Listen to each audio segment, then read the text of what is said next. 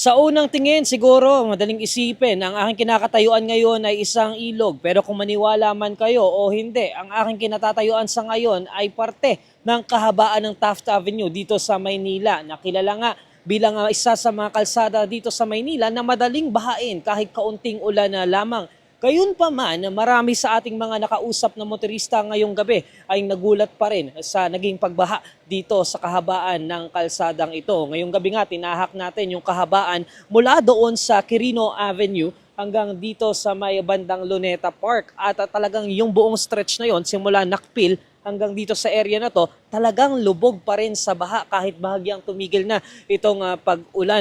Dapat nga pupunta pa tayo diretso doon, pero inabisuhan tayo ng ilan sa mga nadaanan natin dito na siguro it would be best kung tumigil na muna tayo dito dahil mayroon ng mga sasakyan kanina na tumirik na doon. Ito, may isang motor na maglalakas loob na tahakin itong kalsadang ito. Kung makikita nyo doon sa harap, may isang motor na tumigil. So makikita natin kung itutuloy ba nila yung kanilang journey. Pero sabi nga ng mga nakausap natin kanina dito na mga motorista, it might be best na tumigil muna tayo sa area na to dahil doon papunta sa may City Hall, talagang mataas pa rin daw yung level ng tubig kahit tumigil na itong pag-ulan. Ngayon, nandito ako ngayon sa may tapat ng Luneta Park at talagang lubog pa rin sa baha itong area na ito.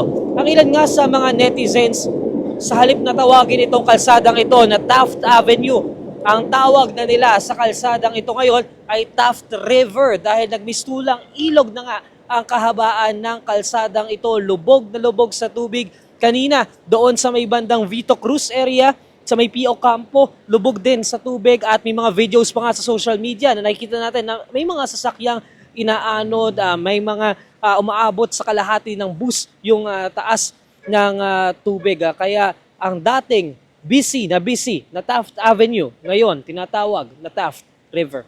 Antabayanan lamang ang mga update dito sa Inquirer.net pagdating sa pag-ulan at pagbaha na dala nitong Super Typhoon. Karina.